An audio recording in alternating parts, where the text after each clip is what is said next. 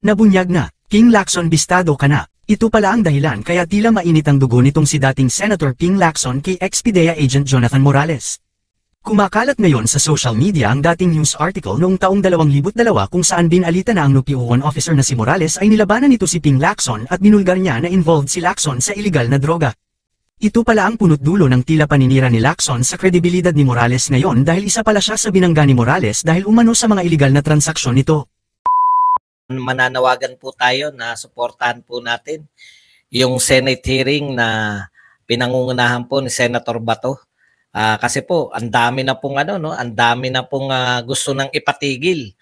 Ito pong Senate hearing sa anumang paraan Kaya lang hindi po nararapat na matigil to Kung katotohanan po ang gusto natin, tuloy-tuloy po natin yung pagsuporta rito. Ipakita po natin lahat na yung Senate hearing na to ay dapat magpatuloy hindi lang po yung suporta to kay PIDEA agent o dating PIDEA agent Morales, Jonathan Morales. Kung di pagpapakita rin po para maipakita naman natin kay Senator Bato. Kasi minsan alam nyo pag ikaw yung nakasalang doon tapos sari-sari pong pressure, nakita naman natin direkta, indirectang pressure. Lahat po ng mga congressman na nagsasalita, ayaw na po nilang matigil yan. Ayaw na po nila palang matuloy. Kaya yung panawagan po natin para bukas, suportahan po natin, maipakita po natin na yung mamamayang Pilipino ang gustong maituloy. Kasi po pag wala pong nakikitang suporta yan, alam nyo, minsan ang hirap po pag yung lumalabang ka tapos feeling mo mag-isa ka lang. So, pakita po natin kay Senator Bato na dapat niyang ituloy yan dahil yung mga taong bayan ay naniniwala sa kanya, sa mga mabubulgar dyan. Marami pa po tayo na binbin. Ito pa po. Yun pong CCTV, dapat po mapag-usapan din yan, Senator Bato, dahil dyan nyo po, kung kayo po ay hindi, marami po nagsasabi na yung nilabas ni Jonathan Morales, teka muna, pindot muna tayo. Pindot na. Okay. Yung nagsasabi po na yung sinasabi ni Jonathan Morales o maski yung CCTV footage, yun pala yung magandang termino doon. CCTV footage, hindi po CCTV video, Okay.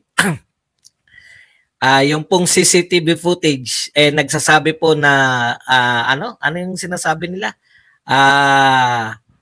May director, merong stage, ang dali lang pong patunayan yan sa isang hearing. May mga expert po. Hindi po kailan ba yun? Naalala ko nung panahon na sinalang yung kay Gloria Macapagal Arroyo na Hello Garci tape. Nag-iimbita po yung mga senador ng mga eksperto kung ito ba ay, kaya nga nagtataka ko rito sa mga to Kesyo scripted, kesyo peke, kesyo ang dami pong eksperto na pwede pong imbitahin para po patunayan. Naalala nyo nun, kung tao na kayo nung panahon na iniimbestigahan yung Hello Garci tape, ang isa sa pinakasikat na naimbitahan doon bilang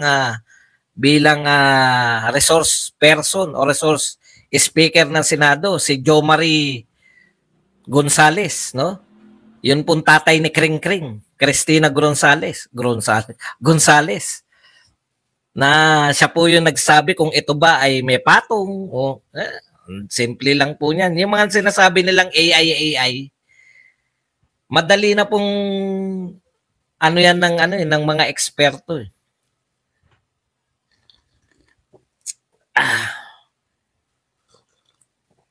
Jose Marie Gonzales, di ba? Okay. So, hindi po pwedeng papalakasan lang ng boses yan ng mga vlogger ni BBM tsaka mga vlogger ni Duterte. Hindi po pwedeng daanin doon. Pero palakihan po ng mga rally. Laban kami dyan. Yan po, isa po yan sa pagpapakita, tutuloy nyo pa ba? Kailan ba yung Sara resign nyo pa na part 2? Nilangaw na kayo nung first time, Naku, maghihigante ang mga yan. Tignan natin kung Kung talagang mas marami sila. Kasi naniniwala sila na sila nagpatalo eh. Okay. Ito po, nadagdag pa to sa mga nananawagan, bukod po sa mga nauna, na nananawagan na itigilan na yan, katulad po ng mga character assassination. Kasama po yung Senate President no, sa mga walang tiwala dito. Alam niyo po, hayaan niyo lang kasi karapatan niya ng senador. Naalala ko pa noon, kauupo pa lang po ni Pangulong Duterte. No? Si Senator Laila de Lima. Kayo na rin mga senador noon eh. Wala namang ganong nabawas at nadagdag dyan sa Senado. Sila Bato lang ang bago dyan. Pero kayo na rin po yung mga senador nung bagong upo si Duterte. Isinalang agad, no? Yung, ano yun? Kaya nga nakilala yung DDS eh. Davao Death Squad, di ba? Diyan po nakilala yung DDS nung una eh. Hindi naman Duterte diehard supporter, kundi yung Davao Death Squad. Dahil po, isinalang agad sa pangunguna ni De Lima. Siya po yung chairman. Ayaw nila kay Duterte. Gusto nilang, akala nila, si Duterte mapi-people power nila eh. Sinalang agad yung mga kasalanan di umano ni Pangulong Duterte nung siya ay Davao Mayor. Pinatigil po ba ni Pangulong Duterte? Wala po nagpatigil. Ang tagal po nun. Binawian lang sila. Isinalang din si Laila de Lima sa, di ba? Meron din pala siyang involvement. Yung kanyang si Dayan, yung kanyang diver. Kaya nga na dyan po natin narinig yung frailties of a woman, no? Yung inamin ni de Lima. Inamin ni de Lima na siya po ay silang dalawa ng kanyang driver ay mayroong relasyon. Oh.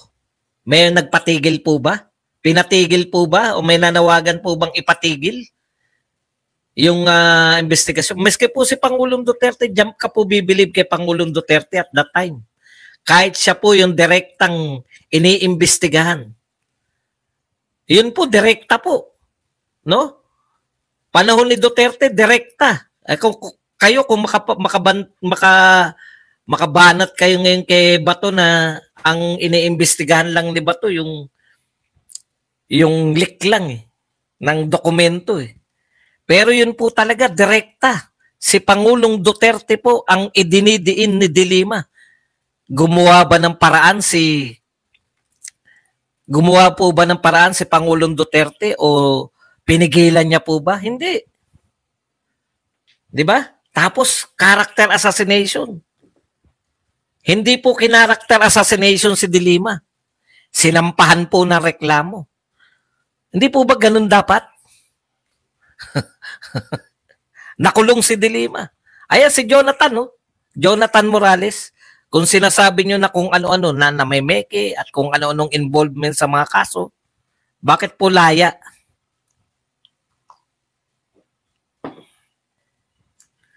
Si de Lima naman, nagbaliktaran lang, sa totoo lang, kaya nakalaya yan, nagbaliktaran yung mga testigo.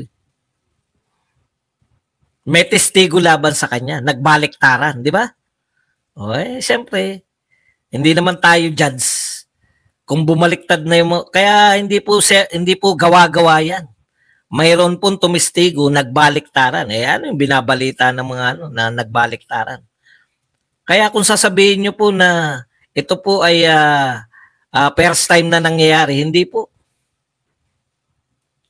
Bukas po yung hearing. Suportahan po natin, no? Okay. Umani naman ito ng iba't ibang reaksyon mula sa ating mga netizens.